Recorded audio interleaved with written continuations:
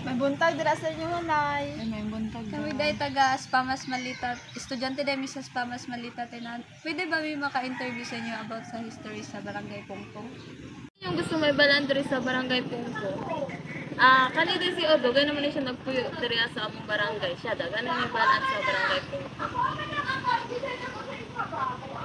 Dako nga kahoy nga gitawag nila pungpong kay kuan na siya ginatawag na sa mga tribo nga taga-kaulo nga pungpong kay dira sila mangayam sila or magatang sila dito sa dako nga kahoy nga naay tubig o nga dito at nga nila ang mga langgam o uban pang hayop nga moinom og tubig dito nya ilahang panaon no nagitawag nila pungpong kay dito sila magakuha silang mga pagkaon og ilang makinahanglan nila nga makasud-an sila kada adlaw.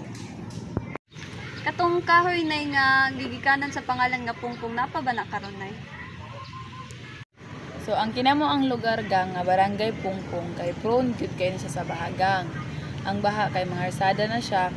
Tapos katong aging panahon adunay kusog kaay nga ulan, wala na mo damha nga naanod ang mga balay, ang mga hayop ug ang katong kahoy nga ginganlan og Barangay Pungpong naapil to siya og kaanod. Sa karon gang nga panahon ang kana nga dahong kahoy nga ginganlan og Barangay Pungpong wala na siya kay naanod sa baha.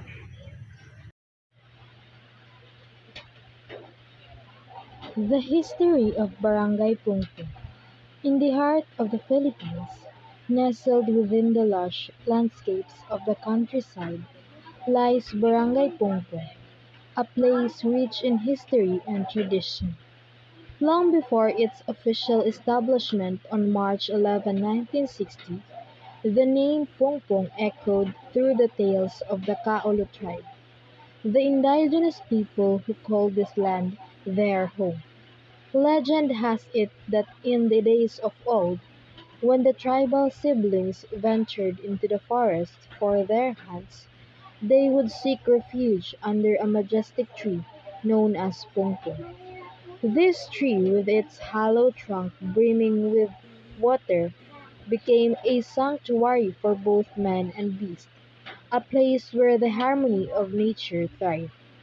As time passed, Barangay Pungpong emerged born on March 16, 1960, through Executive Order Number 596, comprising 7 sitios each bearing a unique charm and character.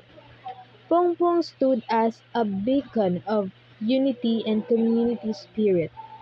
Through the years, leaders rose and fell, each leaving their mark on the vibrant tapestry of Pungpong's history.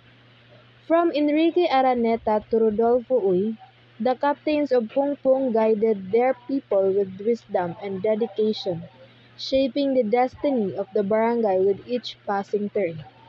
And so, the story of Barangay Pungpong continues, a tale of resilience, growth, and the enduring spirit of its people. As the sun sets on another day in this idyllic corner of the world, the legacy of Pongpong lives on, a testament to the power of community and the bonds that unite us all.